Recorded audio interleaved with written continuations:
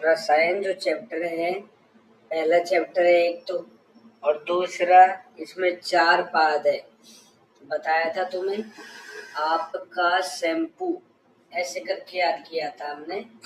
जब चैप्टरों के नाम याद किए थे उस समय रसायन के 4 पाद के नाम किए थे याद। ए से बनता है अभिय आम्लकीय रसायन, पी से बनता है प्राणकामी रसायन, के से कर्पचीतीय रसायन, ए से आयुर्वेद समुत्थानीय रसायन। फिर वाजीकरण के 4 चैप्टर है, ऐसे एमपीयू करके याद किया था। एस से बनता है संयोग सरमूलीय वाजीकरण, ए से बनता है आसिक्त क्षीरिकम वाजीकरण, एम से मांस पर्णवृत्तीय वाजीकरण, और पीयू से बनता है पुमान जात बलाधिकम वाजीकरण। ऐसे करके ये रसायन के 4 पाद है और वाजीकरण के 4 पाद है।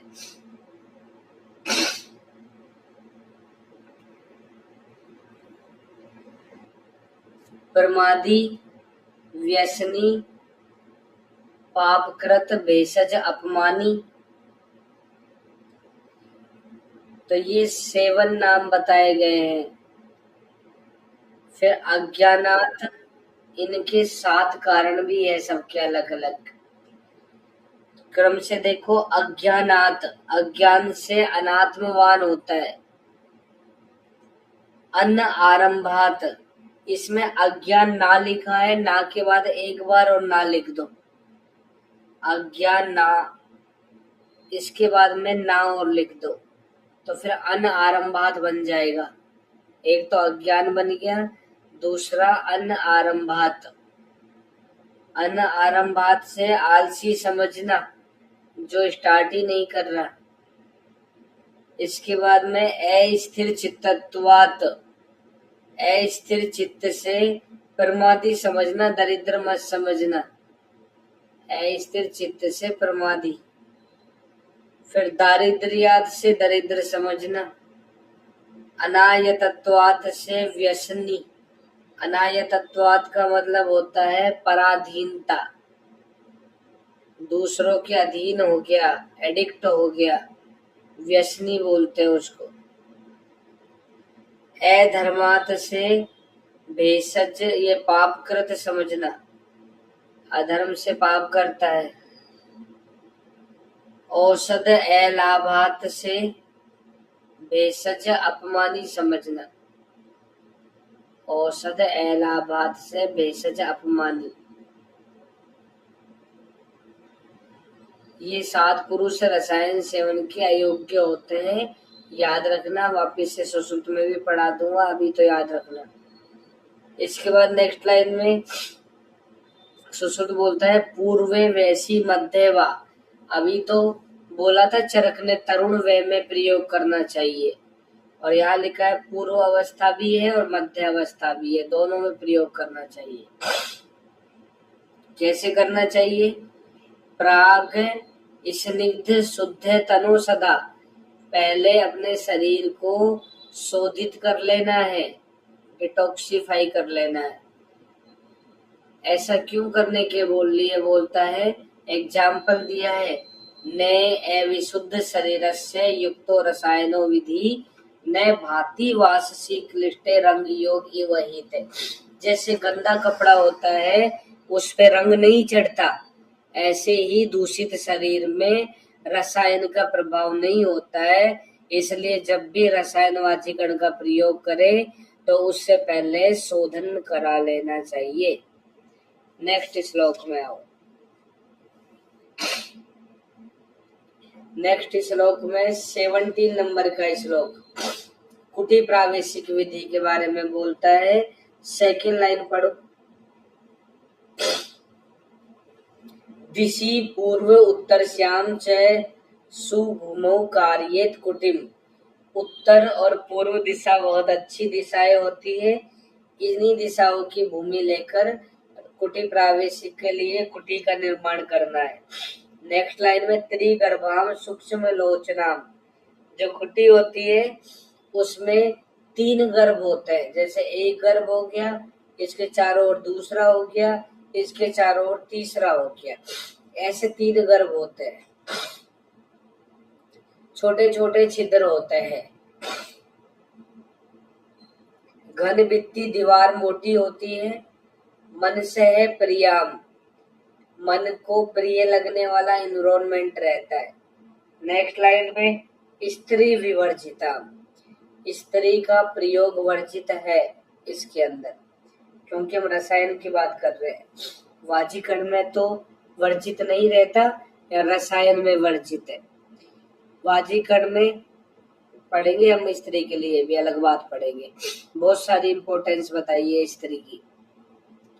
विमर्श में देखो, अब तुम जो दूसरा ये विमर्श में तुम पढ़ो, लास्ट 3rd लाइन, इसमें ये वाग्भट शब्द लिखा हुआ है। बोलता है निर्वात स्थान होना चाहिए।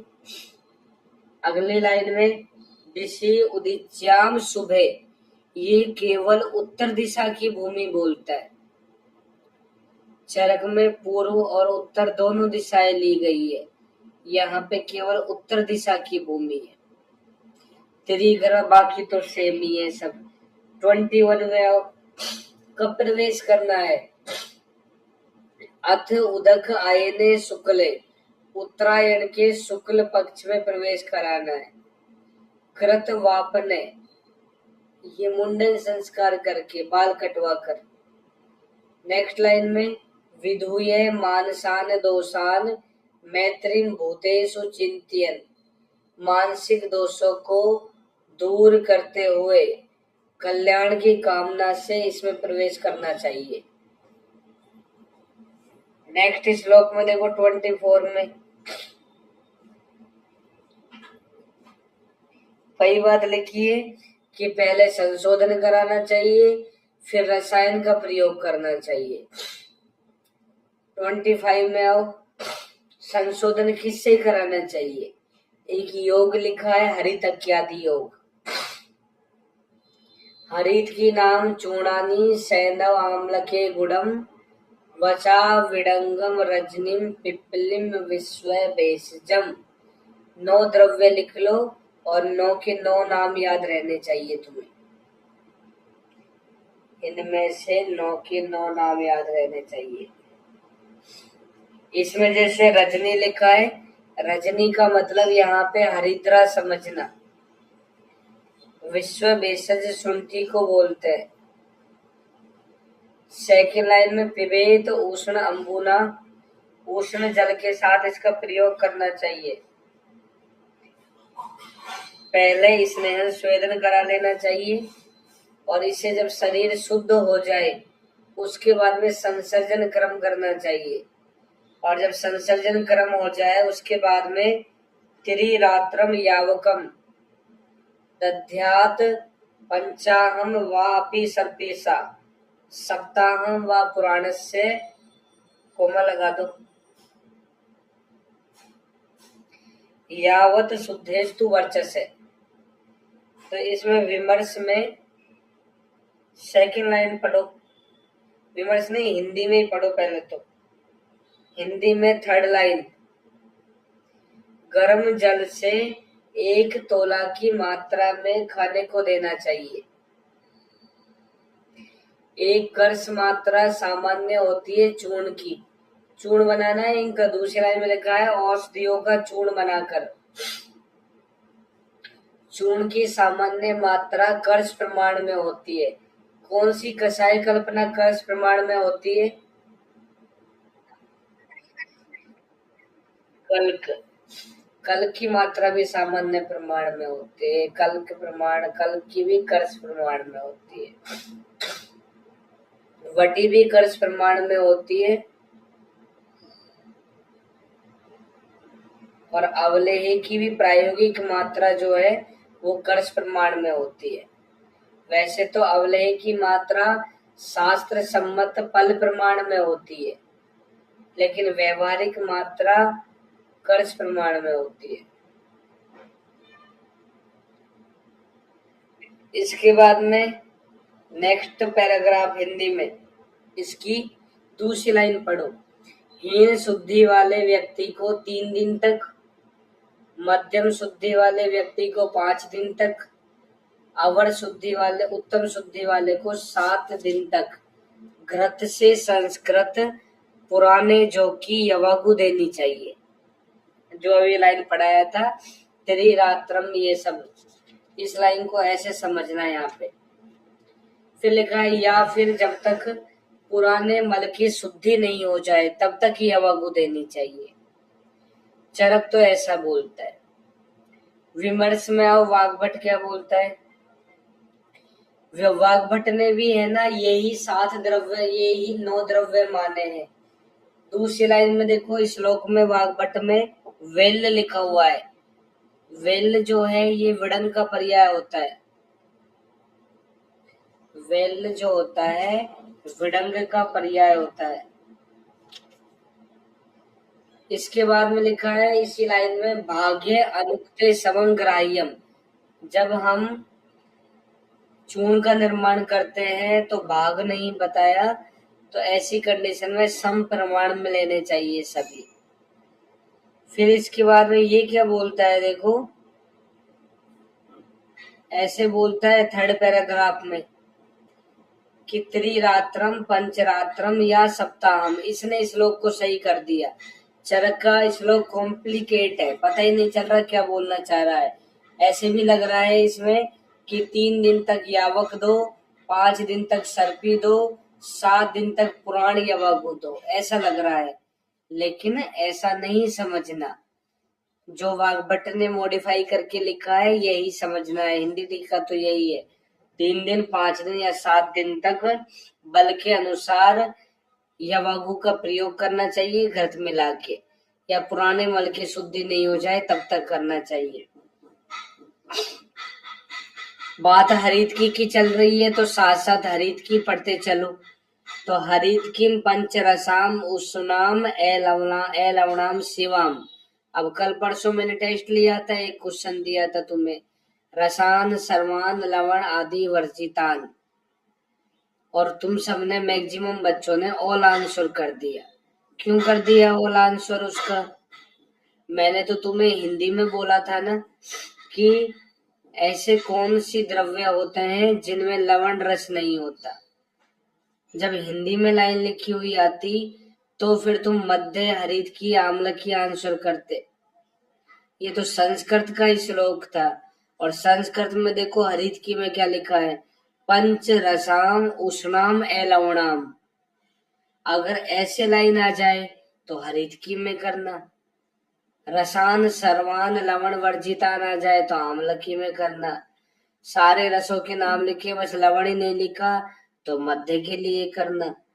तो इस तरह से ही सोचना है तुम्हें, ऐसे नहीं है कि ऑल दिखा ऑल कर दिया। तो यहाँ पे लवणाम, लवण को छोड़कर 5 रस होते हैं। शिवा कल्याणकारी होती है, और हरित की का पर्याय भी होता है शिवा।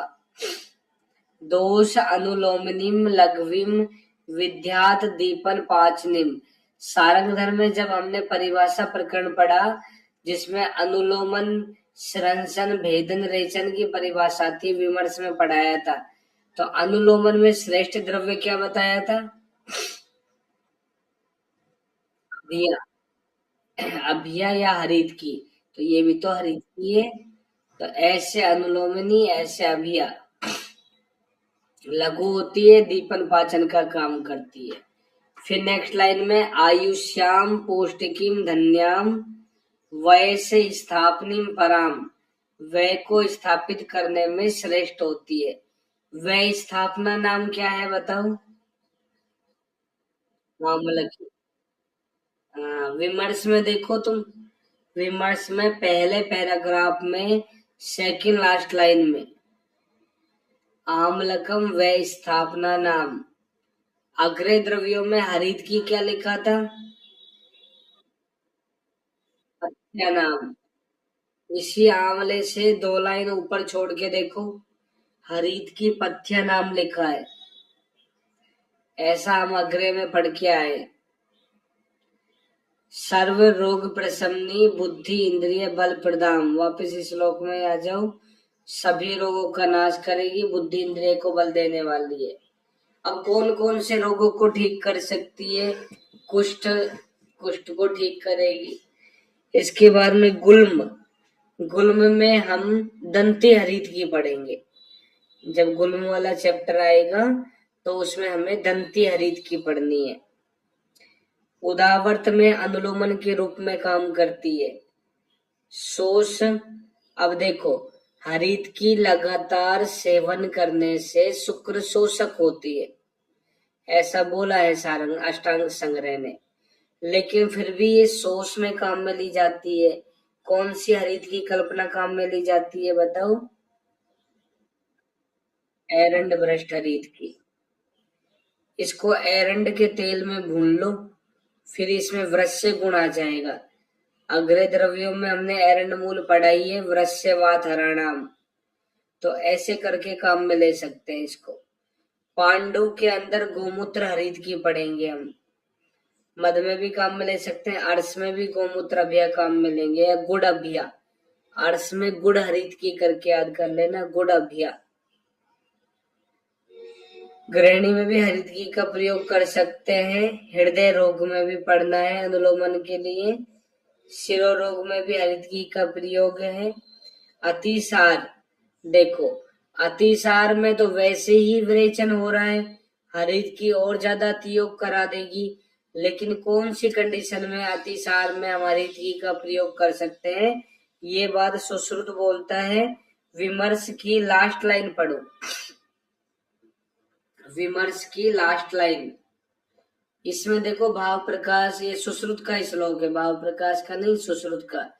स्तोकम स्तोकम विबद्धम वा सैशूलम यो अतिसारियते।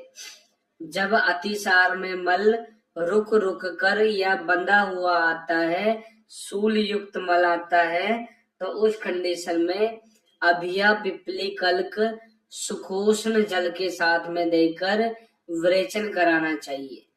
तो अभिया हरित की आ गई, पिपली के साथ में कल्क बना के देनी है। तो ऐसी कंडीशन में हरित की का प्रयोग कर सकते हैं। वापिस वही श्लोक में आओ। काश में भी अनुलोमन के लिए काम में ले सकते हैं। अधे प्रति हतो वायु ऊर्ध्व स्रोते समाश्रित है, ये काश की संप्राप्ति है। तो अधे वाली वायु जब ऊपर जाके मिल जाती है तो काश रोग उत्पन्न होता है, तो उसको अनुलोमन करना पड़ेगा उसका। इसके बाद में प्रमेह में भी काम में ले सकते हैं, अनाह में भी है। इसके बाद उदर में भी हरित की अभी बताया था, माता के समान हितकारी होती है। नेक्स्ट लाइन में देखो, सोत स्वयतु लिखा है, कामला में लिखा है। पांडु में काम में ली गोमूत्र, तो कामला में भी काम में ले सकते हैं। इसके बाद सोत, सोत में कंस हरित की याद कर लेना, सोत में हम कंस हरित की पढ़ेंगे। काश में अगस्त्य हरित की लिखा है, ऐसे भी याद कर सकते हो। काश में हम अगस्त्य हरित की पढ़ेंगे। फिर सोत में कंस हरित की हो गई, उस अगस्त्य हरित की का प्रयोग तमक श्वास में भी कर सकते हैं। छर्दी और क्लेव्य ये भी योग्य होते हैं हरित की के। क्लेव्य में भी काम में लेंगे, सोस में भी काम में लेंगे। नेक्स्ट लाइन में देखो क्या लिखा है, स्मृति बुद्धि प्रमोहम च जयित शीघ्रम हरित की। स्मृति बुद्धि मोह को शीघ्र जीतने वाली होती है हरित की। इसके बाद में देखो, अब ये चैप्टर जो है ना, इसका नाम अभिया आम्लकीय क्यों रखा? इस चैप्टर का नाम आम्लकीय अभिया रख सकते थे। जब अभिया और आम्लकी दोनों के बारे में बताना था, तो आम्लकी पहले क्यों नहीं लिखा, अभिया पहले क्यों लिखा? इसका भी रीजन है। विमर्श में देखो, विमर्श में देखो दूसरी लाइन में, हरित की और आम्लकी दोनों आयु को बढ़ाने और रोग को नष्ट करने में श्रेष्ठ है। जरा और व्याधि को दूर करने में जो औषधि श्रेष्ठ होती है वो रसायन होती है। फिर एक लाइन छोड़ के हरित की रोग को दूर करने में सर्वश्रेष्ठ है और रसायन भी होती है। फिर एक लाइन छोड़ के आंवला रसायन में श्रेष्ठ होता है लेकिन रोग नाशन में श्रेष्ठ नहीं होता, इसलिए इस चैप्टर में आंवले का विधान बाद में किया है। ये रीजन है इसका। कथन कारण में क्वेश्चन आ जाए तो ऐसे आंसर करके पुष्टि कर देना। फिर नेक्स्ट पैराग्राफ में लिखा है फर्स्ट लाइन में अन्यत्र हरितकी का वर्णन। अन्यत्र की जगह भाव प्रकाश लिख दो। भाव प्रकाश में हरितकी का विस्तार से वर्णन किया है। इसकी 7 जाति बताइए। थर्ड लाइन में पढ़ू। विजया रोहिणी च एव पूतना च अमृता अभिया जीवंती चेतकी चैती पथ्याय सप्त जातिया। 7 नाम याद कर लो। पथ्याय इसका पर्याय होता है हरितकी का। अब इनमें से अलाबू व्रत होती है विजया। अलाबू के समान होती है विजया। इसके बाद में व्रत राउंड शेप बोल सकते हैं। व्रत जो है राउंड शेप बोल दो। राउंड बोलोगे तो राउंड में रे से रोहिणी बोल देना। पूतना एक राक्षसी है ऐसे सोचो, जो अस्थि के समान होती है, सूक्ष्म होती है। सूक्ष्म के बाद कोमा लगा दो, अस्थियों को खा जाती है, इतनी प्रबल राक्षसी होती है। फिर मासला अमृता।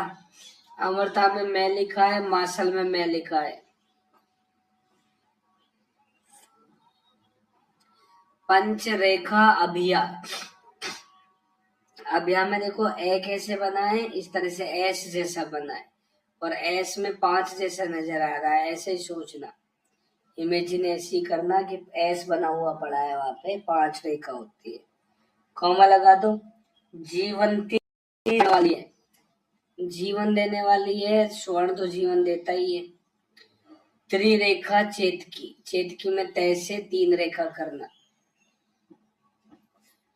चेतकी में 3 रेखा करना। ये शब्द को छोड़कर शेष 4 अर्थों से करा देती है। चेतकी जो है शब्द को छोड़कर शेष 4 इंद्रियार्थ मतलब रूप रस गंध और स्पर्श, इनसे विवेचन करा। मतलब हाथ में लेने मात्र से विवेचन करा देती है, टच करने से। इसके बाद में नेक्स्ट पैराग्राफ में देखो दूसरी लाइन में चर्विता वर्धयति अग्नि, कोमा लगा दो। अगर इसको चबाते हैं तो अग्नि को बढ़ाने वाली होती है। पेशिता मल शोधनी, पेस्ट करके काम में लेंगे तो मल को शुद्ध करने वाली होती है। इसके बाद में स्विन्ना संग्राहिणी, अगर इसको उबाल के काम में लेंगे तो संग्राही होती है। सै से स्विन्न बोल देना, सै से संग्राही बोलना। सै से स्विन्न, सै से संग्राही। देखो रोक रही है ना। अगर तुम्हें अतिसार को रोकना है तो इसको उबाल करके भी काम में ले सकते हैं। उबाल के काम में लोगे तो इसकी प्रॉपर्टी ही चेंज हो गई, अपोजिट हो गई, संग्राही का काम करती है। फिर अगर इसको भून के काम में लेते हैं भ्रष्टा, तो ये त्रिदोष नुत होती है, तीनों दोषों का नाश करने वाली है। कौन कौन से मनुष्य इसके अयोग्य होते हैं 35 में पढ़ो। अजीर्णिनो रुक्ष भुजे स्त्री मध्य विस्कर्षिता सेवेत नयाभ्याम एते क्षुत तृष्णा उष्णार्दिताश्च। मतलब अजीर्ण में इसका प्रयोग नहीं करना चाहिए। जब हम सीधी स्थान पढ़ेंगे तो वहां पे लिखा है कि अगर हम अजीर्ण के अंदर विरेचन औषधियों का प्रयोग करते हैं या संशोधन चिकित्सा करते हैं, शोधन औषधियों का प्रयोग करते हैं तो विबंध गलानी हो जाती है। ये कथन कारण है। मैं तुम्हें क्या बात बोला था, बहुत बार बोल दिया कि सुश्रुत में नेक्स्ट लाइन जो है वो उसका डिस्क्रिप्शन को बता देती है इससे पहले वाली लाइन को। मतलब वो सारी बातें साथ साथ बोलता हुआ चलता है। लेकिन चरक को समझना है तो एक लाइन इस स्थान में पढ़नी है तो दूसरी लाइन दूसरे स्थान में पढ़नी है। इतना दिमाग लगाना पड़ता है चरक को समझने के लिए। और ये चिकित्सा स्थान को तो वैसे ही रहस्य स्थान कहा है, तो ये रहस्य ऐसे ही समझ में नहीं आएगा। तो इस लाइन को वहां पे सिद्धि स्थान में समझाया है कि अजीर्ण में संशोधन औषध देंगे तो विबंध गलानी हो जाती है। रुक्ष भुजे, रुक्षता वाले में प्रयोग नहीं करना जो रुक्ष भोजन करते हैं। स्त्री मद विस्कर्षित तो वैसे दुर्बल हो के क्षुध तृष्णा से पीड़ित है तो इनमें भी नहीं करना। क्यों नहीं करना? क्योंकि हरित की जो होती है इसका वीर्य उष्ण होता है और उष्ण वीर्य से ये भूख प्यास उष्णता को और ज्यादा बढ़ा देगी। इसके बाद में विमर्श में आओ, दूसरी लाइन में उष्ण वीर्य की वजह से लिखा है पित्त अधिको गर्भवती। पित्त की अधिकता में काम में नहीं लेना, गर्भिणी को देना ही नहीं है क्योंकि गर्भिणी में तीक्ष्ण औषध वर्जित होती है। फिर नेक्स्ट लाइन में लिखा है नवज्वर में भी प्रयोग नहीं करते इसका। इसके बाद नेक्स्ट श्लोक में आओ, तान गुणान स्थानी कर्माणी विद्यात आम्लकी स्वपि। ये बोल रहा है कि हरित में जो गुण और कर्म होते हैं वे सभी आंवले में भी होता है। तो इस लाइन को देख के हम ये बोल सकते हैं कि अभी हमने जो हरित की सारी लाइनें पढ़ी थी तो वो सारी लाइनें हम आम्लकी में भी कर सकते हैं। लेकिन क्या अंतर है? वीर्य से तू विपर्य, बस वीर्य विपरीत होता है। आम्लकी का शीत वीर्य होता है और हरित की का उष्ण वीर्य होता है। बाकी सारे जैसे ऐसे पूछ ले, मान लो कभी स्मृति बुद्धि प्रमोहम च जयत शीघ्रम हरित की, तो पूछ ले कि जयत शीघ्रम यहाँ तक लाइन किसके लिए कही गई है? हरित की भी है, आम्ल की भी है और बोध करके लिखा हुआ है। तो फिर इसका आंसर बोध करना है तुम्हें। और अगर दोनों में से एक करना पड़े तो फिर जिस श्लोक के लिए कहा है वो ही आंसर करो हरित की के लिए, तब आम्ल की मत करना। तो अगर वो बहुत ऑप्शन दे रहा है ना तो वो इसी श्लोक को सोच के ही दे रहा है। नेक्स्ट श्लोक में आओ, ऐसे लिखा है हरित की नाम सस्यानी। हरित की का फल यूज में लेते हैं और हिंदी में लिखा है बीज रहित। बीज रहित फल काम में लेना है। नेक्स्ट श्लोक में पहली लाइन में औषधि नाम परा भूमि हिमवान शैल सप्तम है। अग्रे द्रव्यों में औषधि नाम कौन सी भूमि को बताया था?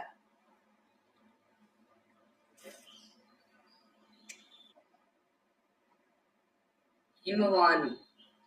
ऐसे पढ़े थे अग्रे में हम, हिमवान औषधि भूमि नाम। हिमालय पर्वत औषधि भूमियों में सबसे अच्छा है, तो औषधियां लेनी है तो हिमालय पे जाना है। नेक्स्ट श्लोक में आओ, श्लोक नंबर 57 है और इसमें पहले रसायन का नाम है प्रथम ब्रह्म रसायन। ये हमारा पहला रसायन है। रसायन का भी पहला है, इस चैप्टर का भी पहला है। पढ़ो, अब जो लाइनें बताऊंगा वो पढ़ते जाना है। फर्स्ट लाइन में पंचा नाम पंच मूला नाम भागान 10 फलोन्मिताम। बोल रहा है कि 5 पंचमूल होती है लेकिन मुझे नाम नहीं पता। चरक क्या बोल रहा है? 5 पंचमूल होती है लेकिन मुझे नाम नहीं पता। उन 5 पंचमूलों के द्रव्य तो मैं बता दूंगा तुम्हें, ठीक है? तो प्रत्येक पंचमूल 10 फल मात्रा में लेनी है। तो प्रत्येक पंचमूल का प्रत्येक द्रव्य कितने फल हो जाएगा? 2 फल, 2 फल हो जाएगा। हरित की सहस्त्रम त्रिगुण आम्लकम नवम। हरित की 1000 लेनी है आम्ल की 3000 लेनी है। दोनों का अनुपात याद रखना है, रेशो 1:3 होता है से हरीद की है से 1000 बोल दो, और आम्ल की में 3 नजर आ रहा है तो 3000 याद करना। अब दूसरी लाइन में पढ़ो, देखो पंचमूल लिखी है, विदारी गंधा बृहति प्रश्नपर्णी निदग्धिका स्वदष्ट्रा। नाम नहीं पता इसको, चरक ने नाम बताया ही नहीं, जानता ही नहीं है चरक कौन सी पंचमूल है। तो अब तुम बताओ इस पंचमूल को वाग्भट या सुश्रुत क्या नाम देते हैं?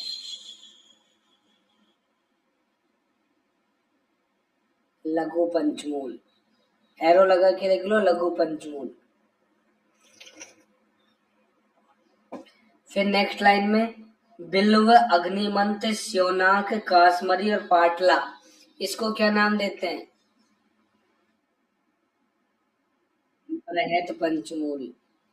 पुनर्नवा मांसपर्णी मुद्गपर्णी, मतलब शूर्पपर्णी को मांसपर्णी मुद्गपर्णी बोलते हैं। बला और एरंड, ये कौन सी पंचमूल है? मध्यम पंचमूल। बापू एंड मामू करके याद किया था हमने, मध्यम पंचमूल। नेक्स्ट जीवक ऋषभक मेधा जीवंती सतावरी, ये कौन सी है? में नहीं है, जीजी शर्मा करके याद किया था, जीजी शर्मा। सर इक्षु दर्भ कासा नाम साली नाम मूलम एवच, ये कौन सी है? ये तृण पंचमूल होती है। तो इसमें सर को गोले में बंद कर दो और साली को गोले में बंद कर दो। सर के ऊपर लिख दो नल और साली के ऊपर लिख दो कुश। सुश्रुत कुश बोलता है, चरक साली बोलता है। कुशाल करके याद कर लेना, कुश के स्थान पे साली और सर बोल देना, नल के स्थान पे सर। तो यहाँ पे जो अब हमने 5 पंचमूल पढ़ी है, ये कौन से ग्रंथ के अनुसार 5 पंचमूल है? अष्टांग हृदय, अष्टांग हृदय के अनुसार है। नेक्स्ट लाइन में देखो, 10 गुणे अम्बसी, 10 गुना जल लेना है, क्वाथ बनाना है इन सारे द्रव्यों को लेके एक साथ। 10 गुना जल लेना है, 10 भाग अवशेषम, और 10 भाग ही बचाना है इसमें से। और अगली लाइन में लिखा है निर्यूहे, निर्यूह कल्पना बनानी है, क्वाथ। फिर इसके बाद अगली लाइन में प्रक्षेप किसका डालेंगे? मंडूक पर्णी का। अगली लाइन में कनक लिखा है, कनक नाग केसर का पर्याय है यहाँ पे, कनक नाग केसर। इसके बाद में नेक्स्ट लाइन में देखो, शीतोपला सहस्त्रम च चूर्णितम तुल्याधिकम, 1100 पल लिख लो। ऐसा कौन सा रसायन है जिसमें 1100 पल सीता होती है? प्रथम ब्रह्म रसायन। सहस्त्र का मतलब 1000 और 100 पल साथ में लिख दिया। 100 पल मतलब 1 तुला, 1 तुला में 100 पल होते हैं। तेलस्य द्व्याडकम, तेल 2 आडक है, सर्पी 3 आडक है। साध्यम औदुम्बरे पात्रे, ताम्र के पात्र में इसको सिद्ध करना है, औदुम्बर मतलब ताम्र। मृदुना अग्निना, मृदु अग्नि पे सिद्ध करना है, मंद अग्नि पे। ज्ञातवा लेह्यम, लेही कल्पना बनानी है, ब्रह्म रसायन अवलेह कल्पना होती है। अगली लाइन में छोद्र प्रमाणम स्नेहार्धम, मधु मिलाना है स्नेह का आधा। देखो टोटल स्नेह है 5 आडक हो गया, तेल तो 2 आडक है और सर्पी 3 आडक है, तो छोद्र कितना आडक हो जाएगा? 2.5 आडक। छोद्र या मधु 2.5 आडक याद रखना। इसके बाद में या न उपरुंध्यात आहारम एकाम मतराम जराम प्रति, ये लाइन इसमें आती है, इतनी मात्रा काम में लेनी है जो आहार की मात्रा में बाधा नहीं पहुंचाए। नेक्स्ट लाइन में वेखानस बालखिल्य ने सबसे पहले इस रसायन का सेवन किया था। हमने पहली संभाषा में इन दोनों का नाम पढ़ा था, वेखानस और बालखिल्य का। इसके बाद में 2 लाइन छोड़ के लास्ट में रसायनम इदम ब्रह्म आयुष काम प्रयोज्य, ब्रह्मा ने बनाया था आयु की कामना के लिए। तो ये हमारा प्रथम ब्रह्म रसायन है। अब इसके बाद तुम आओ 58 नंबर के श्लोक में 58 द्वितीय ब्रह्म रसायन। इसमें देखो फर्स्ट लाइन में यथोक्त गुणानाम आम्लकानाम सहस्त्रम, उत्कृष्ट गुण वाले 1000 आंवले लेने, पिष्ट स्वेदन विधि से इनको उबालना है, पैसे उष्मणासु स्विन्नम, दूध की भाप में इनको उबालना है। जब उबल जाए तो क्या करना है, अन आतप शुष्कम अनस्थि चूर्णियेत, जब धूप नहीं हो ऐसे स्थान पर छाया में सुखाकर चूर्ण बना लेना है इनका। फिर जब चूर्ण बन जाएगा 1000 आंवले का, तो तद आम्लक सहस्त्र स्वरस परिपीतम, इनमें 1000 आंवले के स्वरस की भावना देनी है। फिर साथ में स्थिर आदि द्रव्य मिलाने हैं। और फिर 4th लाइन में आओ,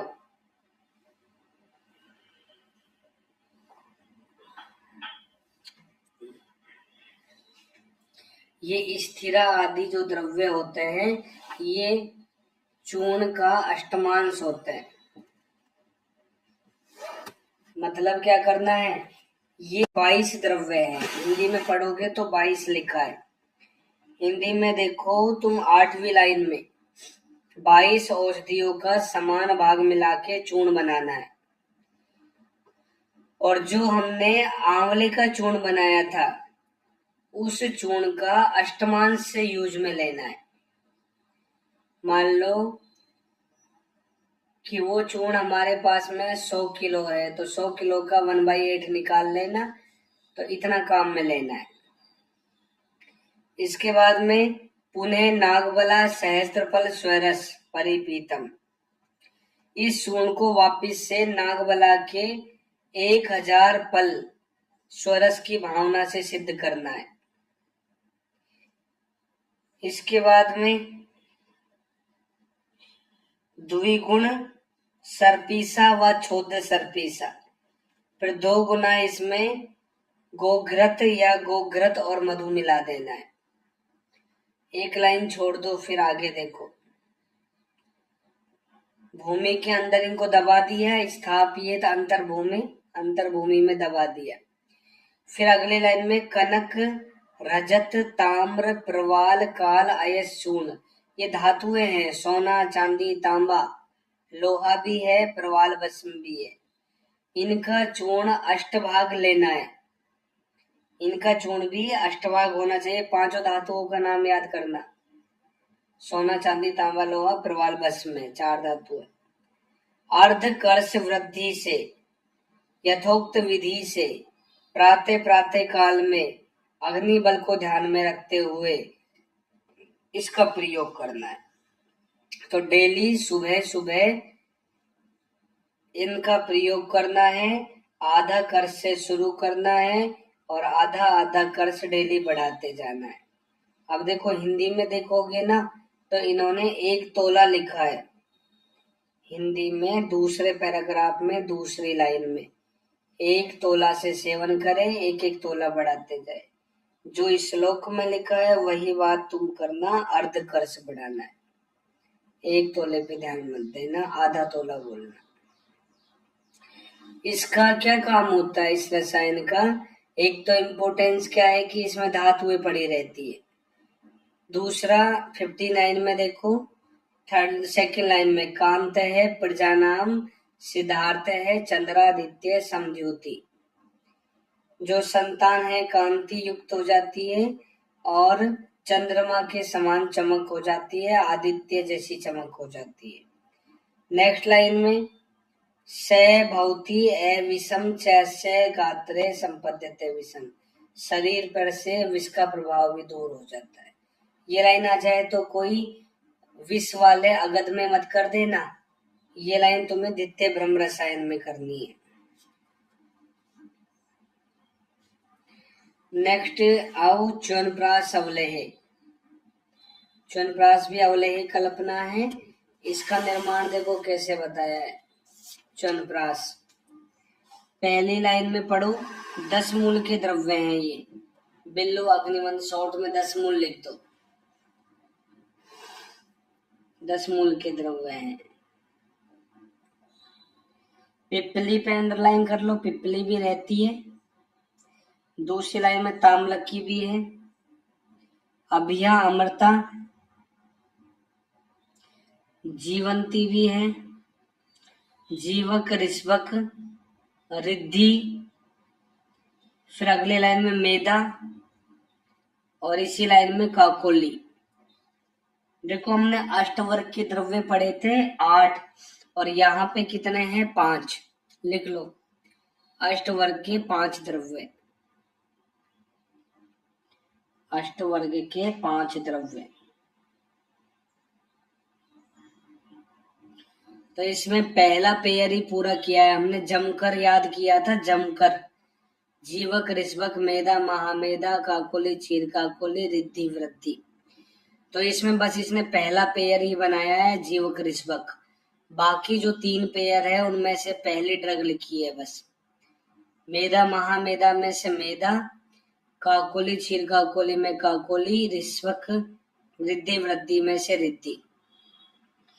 यहाँ पे 5 द्रव्य है। लेकिन विमर्श में आओ, थर्ड लाइन में। विमर्श की थर्ड लाइन में देखो क्या लिखा है। सारक द्रव्य क्षीर काकोली और महामेदा, ये 2 एक्स्ट्रा है। तो सारंग दर में 7 द्रव्य हैं अष्टवर्ग के। तो कौन सा नहीं है सारंग दर में? एक वृद्धि। तो सारंग धर्म में केवल वृद्धि नहीं है, केवल सारंग धर्म में 7 द्रव्य है। इसके बाद में श्लोक में आओ वापिस। एसाम फलोन्मिताम, ये सब हमें प्रत्येक एक एक पल मात्रा में लेने हैं। भागान के बाद कोमा लगा दो, सब एक एक पल लेने। इसके बाद में शतानी आम्लकस्य च पंचदध्यात्, 500 आंवले लेने हैं इसमें, 500 आंवले। इसी लाइन में जल द्रोणे विपाच्येत, जल 1 द्रोण प्रमाण में लेना है। फिर नेक्स्ट गत रसानी, ये अवलेह की परीक्षा है, जब रस उसमें चल जाए तो अवलेह बन जाएगा। तेल सर्पीसो, तेल सर्पी मिला देना है। गत रसानी ये हमने क्वाथ की परीक्षा है, अवलेह नहीं क्वाथ। क्वाथ बन जाएगा। फिर क्वाथ जो बना तो फिर आगे चल के इसमें तेल सर्पी मिलाएंगे, पल 12 के, दोनों 12 पल है, मतलब 6-6 पल करके। फिर लिखा है अर्ध तुला भिषक मत्स्यंडिका, खांड या जो शर्करा होती है वो 50 पल होती है। 1 तुला 100 पल के बराबर है, अर्ध तुला 50 पल के बराबर है। लेहवत साधु साधियत, और अवलेह कल्पना बन जाती है। अगली लाइन में सटपलम मधु ने, मधु भी 6 पल होता है। तो अब इस श्लोक में देखो, सर्पी भी 6 पल है और मधु भी 6 पल है। और हमने पढ़ा था, जब विरुद्धाहार पढ़ा था, कि मधु सर्पी जो है बराबर मात्रा में नहीं लेने चाहिए, विष के समान काम करते हैं। कौन सा विरुद्धता है ये? तो च्वनप्राश तो रसायन का काम कर रहा है, इसमें तो हम बराबर मात्रा में लेते हैं।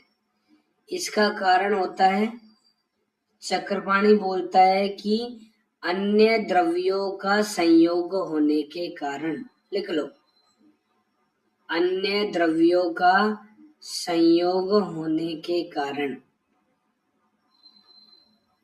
ले सकते हैं, समान मात्रा में ले सकते हैं, क्योंकि इसमें केवल मधु सर्पी ही नहीं है।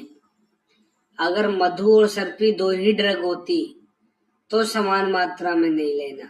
यहाँ पे इतने सारे द्रव्य हैं तो इससे कोई ज्यादा विष वाला प्रभाव नहीं पड़ने वाला। फिर चतुष्पलम तुगा चीरी पिपली द्विपलम तथा। तुगा चीरी बोलते हैं वंशलोचन को। वंशलोचन का प्रमाण 4 फल होता है। पिपली 2 फल है। देखो पिपली यहाँ 2 बार आती है। पिपली क्वाथ में भी लिखी है, ऊपर वाली लाइन में, फर्स्ट लाइन में।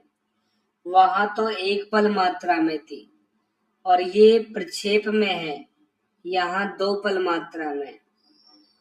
फिर पलम एकम निदध्यात त्वक एला पत्र केसरात। इनको मिला के चतुर्जात बोलते हैं। चतुर्जात 1 फल मात्रा में है, मिला चूर्ण। परम उक्तो रसायनम, ये परमुक्त रसायन है। क्वाथ द्रव्य कुल कितने हैं? 36 लिख लेना। इसके बाद में काम क्या है इसका? 70 नंबर में आओ। का श्वास हरस्य हो, का श्वास को ठीक करेगा। क्षीण क्षतानाम वृद्धानाम बालानाम चंग वर्धनम। क्षत क्षीण वृद्ध को ठीक करता है, बच्चों में अंग को बढ़ाने वाला है। देखो बालानाम च अंग वर्धनम यहाँ लिखा है, तो ऐसे ही बालकों में कुछ औषधियां होती है जो प्रशस्त होती है। अब उनके श्लोक अलग अलग तरह से लिखे हुए मिलेंगे, लेकिन अगर हिंदी में पूछ ले कि बालकों में कौन कौन सी औषधियां प्रशस्त है तो लिख लो यहाँ पे, बालकों में प्रशस्त औषधियां, एरो लगा के लिखो। च्यवनप्राश,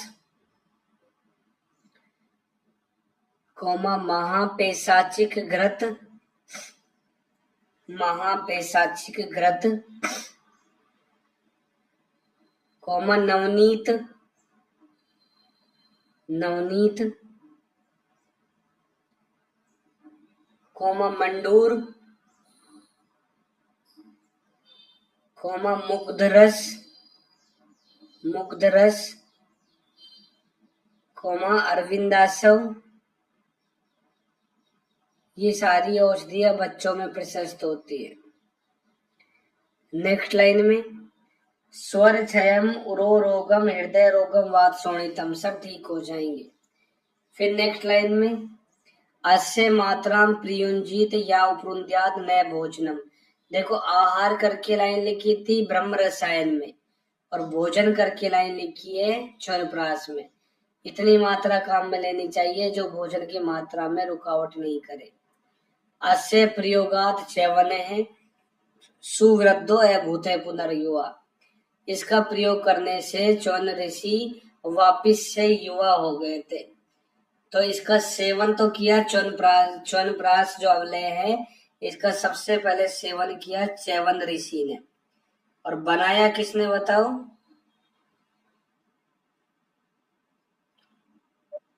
अश्विनी कुमारों ने बनाया था। अश्विनी कुमारों का नाम क्या था? नासत्य, नासत्य और दस्र, ये 2 नाम थे इनके अश्विनी कुमारों के, नासत्य दस्र। एक लाइन छोड़ के पढ़ो अगली लाइन में स्त्री सुप्रहर्षम परम। अब ये लाइन कोई वाजीकरण के योग के लिए मत कर देना, च्यवनप्राश की लाइन है। नेक्स्ट श्लोक में आओ। इस योग का नाम है आम्लक रसायन। फर्स्ट लाइन में देखो आम्लक हरित की नाम, आम्लक विभीत की नाम, हरित की विभीत की नाम, आम्लक हरित की विभीत की नाम। वाह, ऐसे 4 पेयर बना सकते हैं। 3 पेयर तो 2-2 करके बना दो और 1 पेयर हम सबको मिला के बना सकते हैं त्रिफला का। तो इनमें से कोई भी 1 पेयर लेके, वाह का मतलब अथवा, कोई भी एक लेकर पलाश त्वक में बांधकर, पलाश की छाल से बांध दिया। फिर अगली लाइन में बांध के उसको सिद्ध कर लिया। फिर अगली लाइन में भक्षियेत अनन्न भुक यथोक्तेन विधिना, इनका सेवन करेंगे और सेवन काल में अन्न का निषेध होता है। आम्लक रसायन सेवन काल में अन्न का निषेध है। एक लाइन छोड़ के पढ़ो अगली लाइन में, द्विस्तावत अग्नि बलम अभिसमीक्ष्य। द्विस्तावत पे कुछ नंबर लिखा होगा, इसका मतलब नीचे जाके पढ़ो।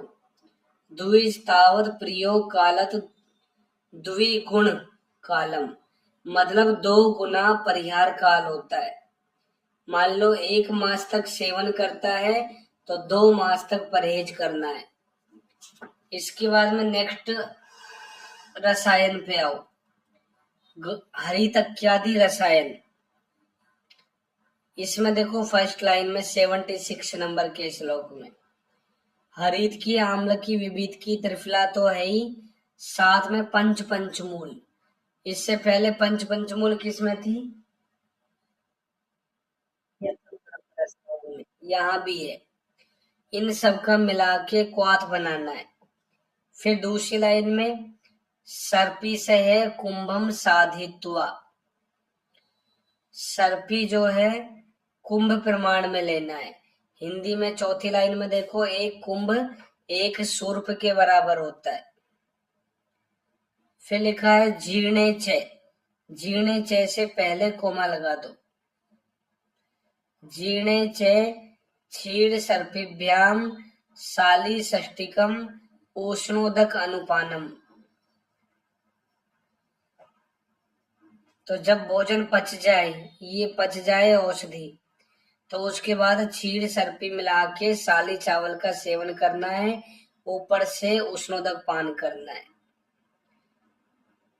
तो इसमें घृत ज्यादा मात्रा में होता है, तो ये घृत का ही योग होता है। ये घृत इसमें सबसे ज्यादा है, तो घृत योग है। इसको हरितक्यादि घृत भी कह के पूछ सकते हैं और हरितक्यादि रसायन भी बोल सकते हैं।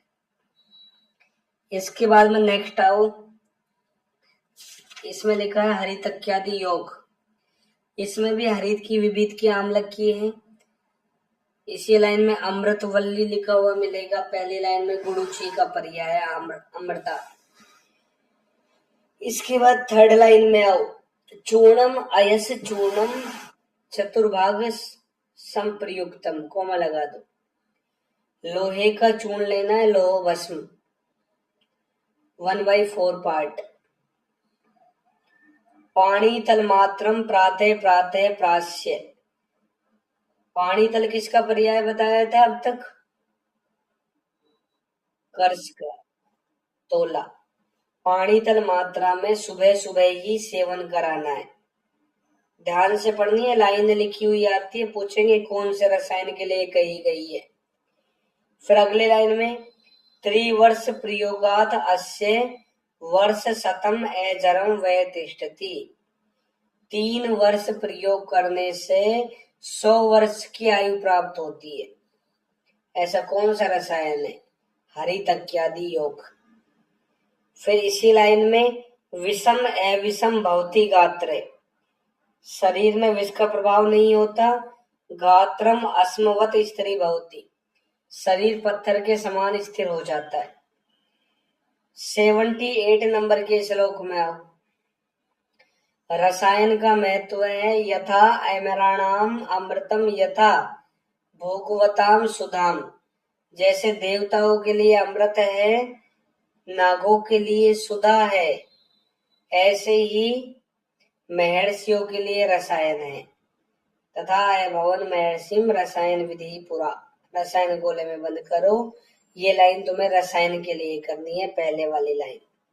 80 नंबर में देखो, ये जो अपन ने रसायन पढ़े हैं 6 रसायन, शॉर्ट में क्या काम करते हैं? फर्स्ट लाइन में दीर्घम यह आयु, दीर्घायु की प्राप्ति कराएंगे। फिर दूसरी लाइन में ब्रह्म तथा इति क्षयम, अक्षय ब्रह्म की प्राप्ति कराने वाले होते हैं। 81 में देखो षड योगा प्रकीर्तिता। इस चैप्टर में 6 योग पढ़े हैं हमने, और जो रसायन है वो सिद्धानाम आयु यही अनुवर्तते। ऐसे पूछ ले कि आयु का अनुवर्तन करने वाले कितने सिद्ध रसायन बताएं, तो 6 करना है। 6 को 6 से मल्टीप्लाई करेंगे तो 36 आता है। तो अगले चैप्टर में हमें 37 पढ़ने होंगे। फिर उसके बाद चौथे पाद में 4 पढ़ने हैं, 4 में 4 बोल दो। 4 को 4 से मल्टीप्लाई करोगे तो 16 आएगा और तीसरे पाद में हमें 16 पढ़ने। ठीक है, तो ये पढ़ के आना, इसके बाद आगे अपन कल पढ़ेंगे। जाओ।